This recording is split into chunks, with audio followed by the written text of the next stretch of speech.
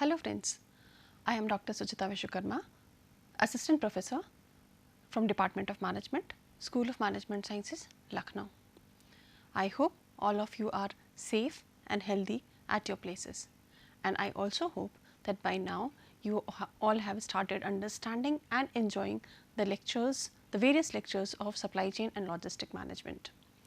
Today we are here to discuss about a topic which is very much included in your syllabus of supply chain and logistic management, and that is gaining competitive advantage through logistics management. So, before we talk about gaining competitive advantage, we would also talk about what is logistics management. In our previous classes, we have already discussed, I have detailed about what logistic management is.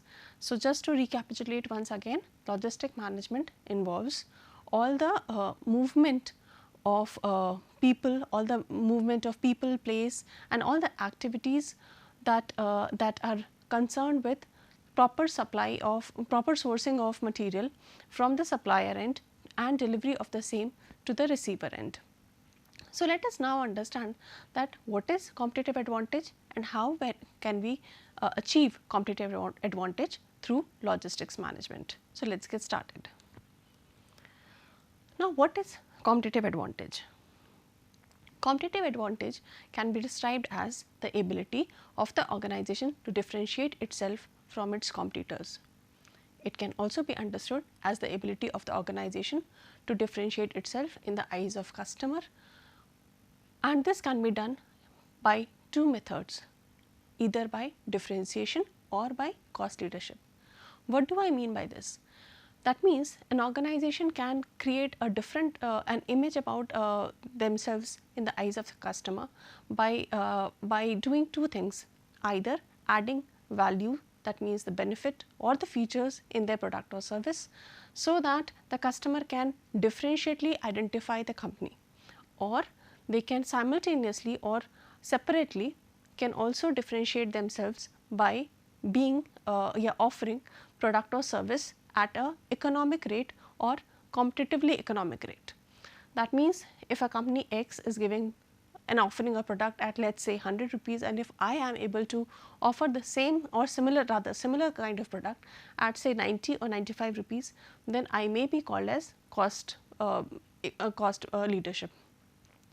So, the company can have a choice of both the options, and they can decide that what they want to offer the customers, whether they want to differentiate in terms of the benefits or the value or the features, or they want to be competitive in terms of the cost.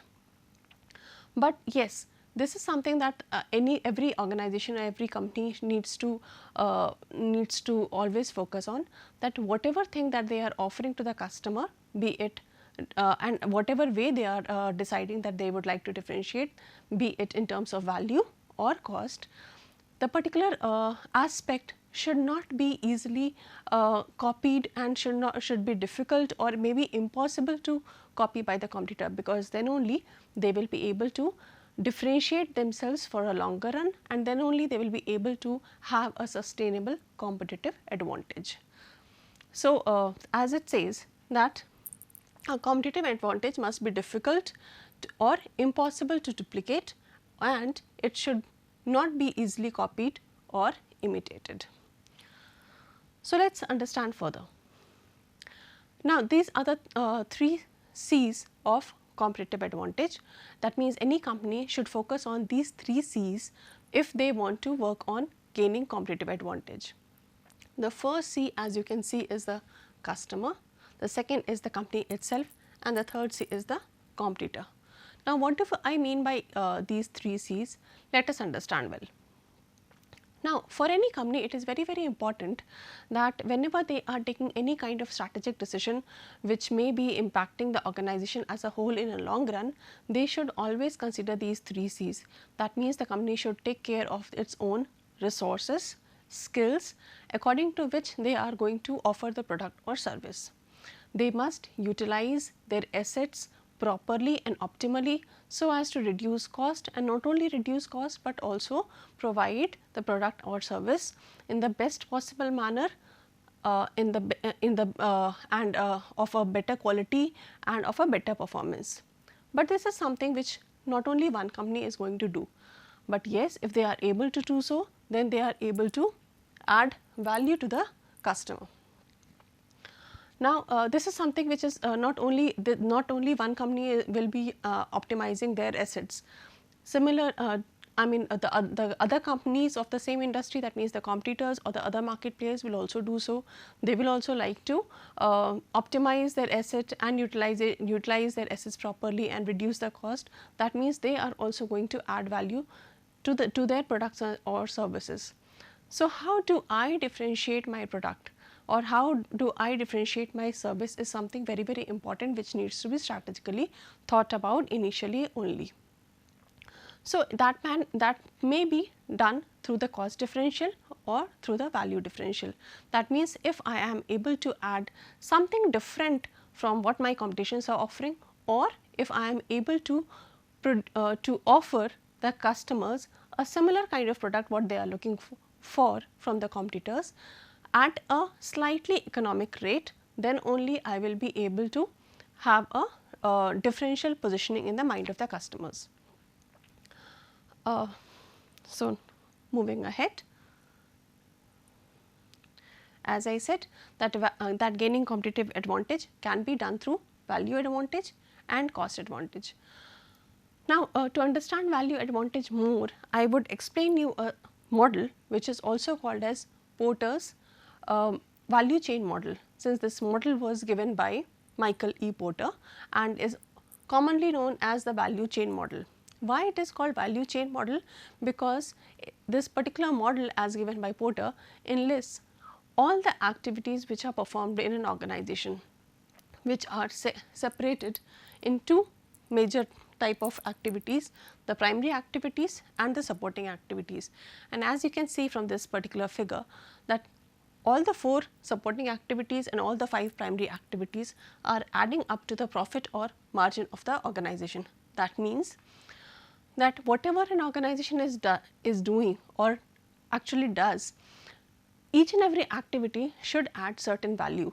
If that particular activity, process, or people whom the organization has recruited, if they are not adding any value to the organization, which obviously will get transferred to the customers also, then there is no point to have that particular activity or process, and that should be removed. So, this particular model, as given by Michael Porter, also explains and helps us identify the various activities that are going to participate in value enhancement, and removing all those elements or activities which are not participating in value enhancement. So, let us understand each of them separately. Now, as you see, the first in the primary activities is inbound logistics. In our previous classes, we had already discussed about inbound logistics in quite detail, and we understand that inbound logistics is a process of procurement of raw materials by the company from its suppliers. In case of inbound logistics, company is concerned about not only the raw material, but is also concerned about warehousing of all these raw materials, that means where they are going to keep it. Now, let us take an example that if in case a company, let us say a furniture company, if a furniture company is trying to get certain raw materials in order to convert these raw materials into a properly good looking and useful furniture for, let us say, home usage or maybe any other organization, then the kind of raw materials that the company would be requiring is obviously wood, paint, varnishes, nut, bolts, and various other kind of machineries that would be required for processing on those wood.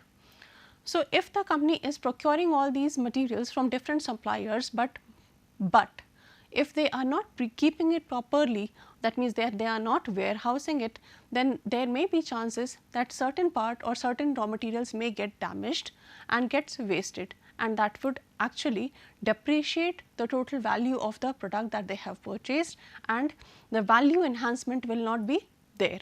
And so, the company should properly take care about all the aspects of inbound logistics, that means the material requirement planning, the procurement process and the warehousing. Now, coming to the second aspect of primary activities, that is operations. Now, operations is a simple process whereby the company is trying to convert the various raw materials or maybe assemble all the raw materials and convert it into finished good. Now, when we are talking about this conversion process, company there are a lot of activities that happens within an organization. That means for example, the same example that we have taken, in this the company may be cutting wood, then painting it, varnishing it, screwing up into the different parts of the wood to give it a proper shape.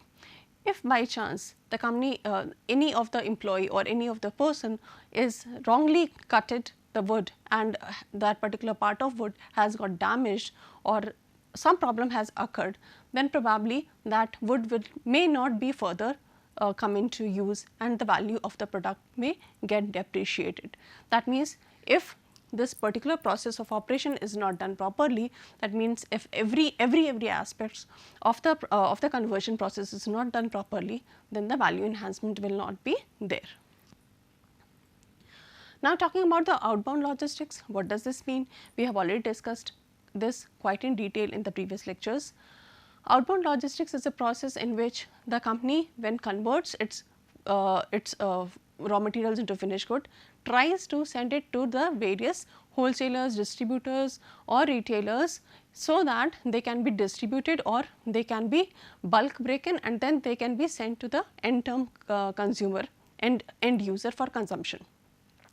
Now, again, during outbound logistics also there are various aspects included, like transportation, like warehousing, like proper packaging, and if all these things are not done properly, again this will lead to the same problem. That means the value may depreciate. That means again all the aspects of outbound logistics also needs to be properly taken care. Now comes the fourth primary activity, which is marketing and sales. All of you have, I am sure, very well understood about the various aspects of marketing in your previous lectures. Now, marketing is something which done properly, if proper segmentation, targeting, positioning is done, if the usage of all the marketing piece is done properly, then it obviously enhances the value of the product or service in the mind of the customer. And if marketing and sales is done properly, that means that if the customer is told about the benefits and the values are shared properly, and if the sales activity is done in a proper systematic manner and every aspect of the product or service is properly told, then the customer then obviously that leads to more of customer satisfaction, and whenever a customer is satisfied, obviously that adds value. So, marketing and sales is also very important. And then comes the servicing aspect of the primary activity. So, servicing basically means that the company should be also providing post purchased facilities to the customer, that may be in the form of guarantees, warranties, it may be in the form of installation, it may be in form of repairs or any kind of thing. So, if servicing is given to the customer, he will again have a benefit. That means he will be more loyal and it will add to the value of the product or service. So, these are the primary activities. That means from the explanation of the primary activity, I hope you all are very clear by now that each and every activity performed in the organization adds certain value. And if a particular, as I said previously also, that if a particular activity is not adding value, then there is no sense of keeping that particular activity or performing that activity, because that will only lead to increase of cost to the company. Now, coming to the supporting activities. Supporting activities, as you can say, there are 4 of them: the firm's infrastructure, human resource, technology development and procurement. Now, supporting activities can be understood as that these activities are not the primary ones. That means they are not those activities which actually lead to conversion of raw material to the finished product. But if they are these supporting activities exist, then obviously the quality and the performance of the product is will be better, and the people, and we will also discuss about the HR aspect also. That means the people and the complete infrastructure will be good, and so the overall quality of the overall quality and performance of the organization, or the overall productivity or efficiency of the organization will be good. But in case of support activity, obviously the work will be done, but then the productivity and efficiency of the organization may decrease. So, let us understand them one by one. Now, starting from the procurement. Procurement is basically a process through which the companies try to procure, that means get the resources from the raw materials from the various suppliers. Now, before procuring any raw material, the company must try to find out the best suited suppliers from, and also decide the kind of material that they would require and the quantities of material they would require. That means it talks about MRP, material requirement planning. If MRP or procurement or material requirement planning is done properly, then the company will not only save cost, but will also be able to get good quality of raw material, which will in turn lead to better quality of production. Then talking about technological development. Technology development basically talks about the kind of resources, the technological resources that the company is having in its organization and which they are using for performing various kind of primary activities. If the organization is using the having the support of technology in all these particular primary activities, then the productivity and the efficiency of all these activities will obviously get enhanced. Then we would also like to talk about human resource. Human resource basically are the people who are working in that organization, and they are obviously the very important aspect of any organization, because only with their capabilities, only with their skills, they are able to produce good quality of product or service. Only when they are properly trained, they are highly motivated, then only they will be able to do work. If they are not properly trained, they may lead to certain problems, the quality of product may deteriorate, and obviously there may be delay in production also. So, this is also something very, very important. Besides that, we would also like to talk about firms and infrastructure, which is again one of the supporting activities as described by Michael E. Porter. So, firm infrastructure basically talks about not only the building, but the various kind of facilities, the machineries, the various kind of requirements that an organization has, so that it has proper space, it has good kind of machinery, it has proper warehouse, it has proper transportation system, so that all can integratedly and collaboratively act as a medium to enhance the production and efficiency. So, as you can see that all these 9 activities are leading towards increment of margin. That means, if all these activities are done properly, they will not only lead to value enhancement in terms of customers mind, but will also lead to increase of margin for the company too. So, these are the various things that a company should always remember. Now, moving ahead, now since you have already understood that what is how companies add value to their products and services, and we have already understood that what competitive advantage is. So, now let us integrate these two aspects together and understand that how competitive advantage can be gained in logistics, and let us first discuss about the value advantage. As you can see that there are various ways through which values can be enhanced through logistics. The first being the postponement of final creation of product. Now, what does this mean? This basically means that the company should try to produce the good only when demanded, and should not try to produce the good because they have time right now for production, or they do not have any any other thing to do. They should try to postpone it till the time that they are actually, the product is actually demanded by the customer, because that will actually lead to help them to avoid the problem of obsolescence.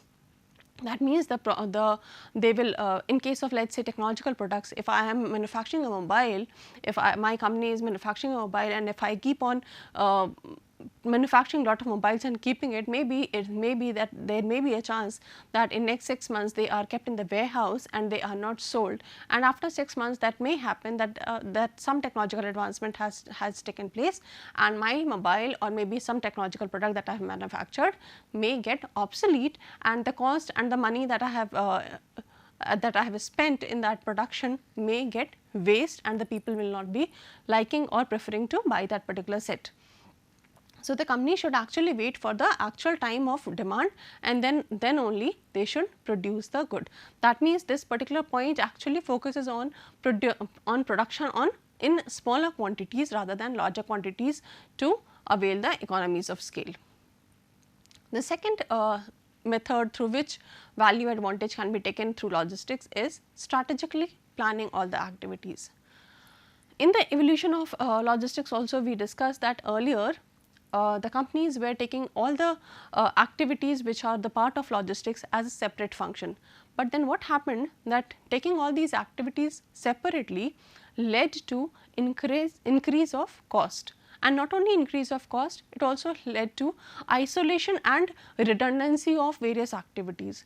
So, the company should always focus on strategically planning all the activities, trying to integrate, trying to correlate, and understand that what particular activity needs to be performed at which particular place, so that not only the cost gets reduced, but then optimal utilization of all the assets and resources can be done in an effective manner. Coming to the third point, which is shipper association and consortium. This actually talks about that companies should focus on having a good relationship with the other competitors, or maybe with the suppliers, or maybe with the other people, experts of the industries, because when there may be other companies, other competitors who are also looking forward for similar kind of raw material, or there may be a requirement of other kind of organization also in terms of transportation, and obviously we are going to discuss this in later, we will discuss in more detail in later classes, but then as of now you may understand that these things actually help, that if I have good relationship with my supplier, then I can obviously leverage the relationship with the supplier, and not only with the supplier, with the competitor also, in terms of while transporting my good from point A to point B. Then comes the transportation management system. Transportation management system is basically a integrated system of various transporters through which I would be sending my product from point A to point B, that means from the production end to the consumption end. So, if I am able to integrate all the transportation systems, the transportation modes, and if I am able to track it properly, then that would not only add place and time utility, but also to the customer, but also will help me reduce the cost of transportation. This now the next is advanced tracking. This talks about trying to incorporate all the advanced technologies and trying to use to a maximum level about the IT support that I can have in my various activities. Then one point distribution center. It basically talks about that the company should actually think about having distribution centers from which they can break bulk easily, and they can distribute their products in a proper manner to the various nearby locations, so that they are not so that delay or lead time can get reduced. Self-owned vehicles by the organization helps the organization reduce have a better control and also reduce the cost of transportation. Use of transit point, as I said, also helps in having that getting the products delivered to the customers. Tailored services, if I am able to offer the customers the products according to their need and their demands, then obviously this will also add value to the mind of customers. The various services should also be supported by online and telemarketing services, so that the customers can track their shipment, they can order the shipment, order the product online, and this would actually help them know about the various details, the benefits of the product. And not only for this, there would be no, I mean once installed with the online and telemarketing services, then obviously the cost will also reduce and there will be better satisfaction also in terms to the customer. Optimizing assets, this basically talks about that the company should focus on fully utilizing all the assets and optimally utilizing for increasing the efficiency. And then this is efficient use of information technology, as I said, in all the activities. Now coming to the cost advantage, in terms of cost advantage, the company should focus on having multiple stores, because in case they are having multiple stores, the customers will be less required to travel from one place to another, and there will be less need of advertising and promotional activities. Then owning distribution center and own vehicle will also give them more of flexibility to work and have more of control on their complete logistic system. Forecasting demand is also something which is very, very important, because unless and until we know that how much the product has to be produced, then obviously this will obviously lead to reduction of cost. Maintaining vendor relationship, because if in case I need more of product, more of raw material, or in case I need less of raw material or another quality of raw material, I should have good vendor relationship, then only they will be able to support me in the time of requirements. And constant use of IT, because this will help me save lot of time. So, this particular diagram basically shows that only when a company is able to have value advantage and cost advantage, then only they will be able to achieve the goal, which is superior customer value at lower cost. If they are not able to achieve any of the aspects of value advantage or cost advantage, they move downward or